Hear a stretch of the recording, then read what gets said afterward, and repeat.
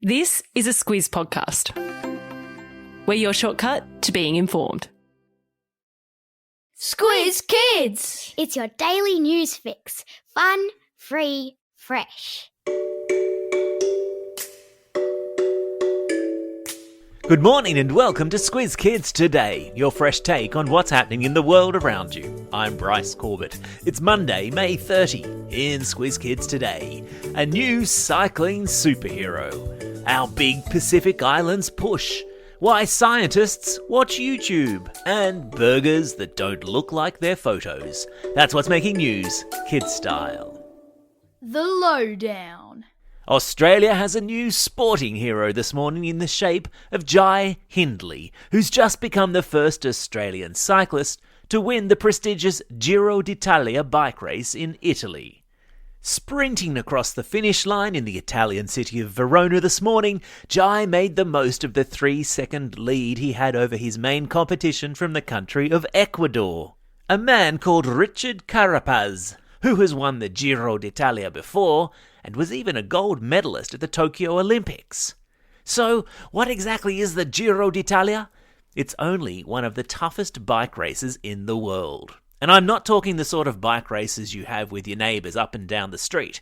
This is a bike race that lasts 23 days, during which the cyclists ride almost 3,500 kilometres, including up and down some of the steepest mountains in Europe.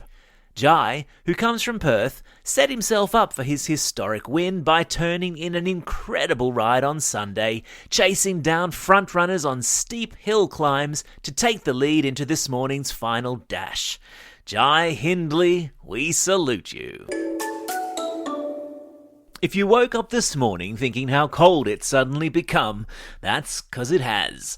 Large parts of Australia are expected to shiver through the coldest day of the year so far today, with snow expected to fall on the Aussie Alps and the temperature in Melbourne tipped to get down as low as 7 degrees. No, that's not a woodpecker in the tree outside. That's your teeth chattering.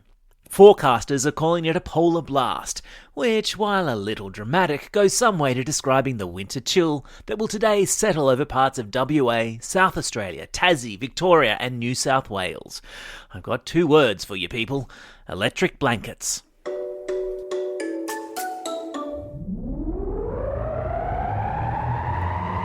Spin the globe. Each day we give the world globe a spin and find a news story from wherever it stops. And today we've landed in the Pacific Islands, which is the large collection of countries in the Pacific Ocean to the northeast of Australia, where a tense tug-of-war is underway between China and countries like the US and Australia to win the small island nations to their sides. You've probably heard the Solomon Islands mentioned a lot in the news lately, right? That's because they've signed an agreement to work with China, even though traditionally they've always worked with Australia. China's foreign minister is on an extended trip to 10 Pacific Island countries over the next few days, places like Samoa and Tonga and Fiji and Vanuatu, to try to get more countries lined up with China. And this weekend, Australia's new Foreign Minister Penny Wong paid a visit to Fiji to try to keep them on our side of things. It's called geopolitics. It's kind of like a real-life version of the board game Risk, and it's very definitely a thing. Animal Kingdom. Next time your mum and dad tell you to stop watching YouTube, tell them you're doing scientific research. That, at least, is what more and more scientists are doing to research the behaviour of animals, since so many people around the world own smartphones and are uploading instances of rare animal behaviour that a documentary-making team could only dream of capturing. Scientists in India, for example, have been able to observe how elephants grieve when one of their herd dies, something that's rarely before been captured on film. And videos are showing up on YouTube, taken on people's smartphones, on everything from dancing spiders to playful horses to snowboarding crows. A cool video of which I've stuck in today's episode notes. Just don't try and pass off that Fortnite video you're watching as scientific research. I mean, us parents are dumb, but we're not that dumb.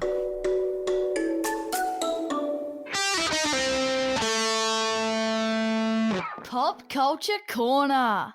Have you ever bought fast food, unwrapped it and thought, that looks nothing like the photo on the menu? Well, one American man has done something about it. Justin Chiamenti is suing, which means taking to court, the giant fast food companies McDonald's and Wendy's. He says that both companies are unfairly getting millions of dollars in sales that would have gone to other burger places if customers had known what they would really be getting. The highlight of the lawsuit, in my humble opinion, is the series of photos that Justin's lawyers have provided to the court. They show the ads for the burgers next to what customers have received.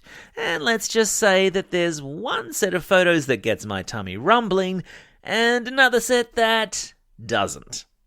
The lawsuit complains that there's up to 20% less beef in the company's burgers than advertised. And what does Justin want? Well, the lawsuit is something called a class action, meaning that other customers can join it and ask for what's called damages, money from the burger companies as compensation. Watch this space, and definitely check out the pictures in your episode notes. Time for the quiz. This is the part of the podcast where you get to test how well you've been listening. Question number 1. What's the name of Australia's new foreign minister who's just spent the weekend in Fiji? Yeah, that's right, it's Penny Wong. Question number 2. Name the Aussie cyclist who did us proud in the Giro d'Italia. Yeah, that's right, it's Jai Hindley. Question number 3. What sort of bird has been captured snowboarding in videos uploaded to YouTube?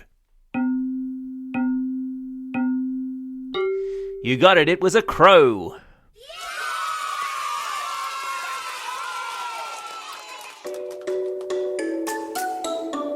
Shout-outs. It's May 30. On this day, 69 years ago, so back in 1953, New Zealand mountaineer Edmund Hillary and Sherpa Tenzing Norgay became the first people to reach the top of Mount Everest. It's also a special day for these Squiz Kids celebrating a birthday today. Levi from Shoal Bay, Erin from Mansfield, Raphael from the Gold Coast, Spencer from Adelaide, William from Williamstown, Paige from Yarrawonga, Mo from Preston, Jeremy from Cannon Hill, and Alfie from Auckland. And belated birthday shout-outs today go to Holly from Northcote, Matteo from Glenwood, Rashid from Mariong, and Hope from Inverell.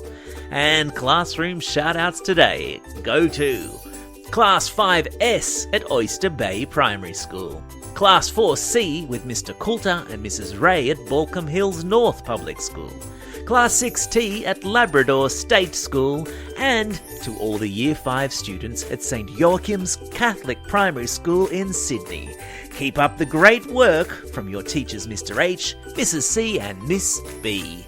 Don't forget, if you've got a birthday coming up and you want a shout-out, or if you're after a classroom shout-out, drop us a line at squizkids@thesquiz.com.au. Well, that's all we have time for. Thanks for listening to Squiz Kids today. We'll be back again tomorrow. In the meantime, get out there and have a most excellent day. Over and out.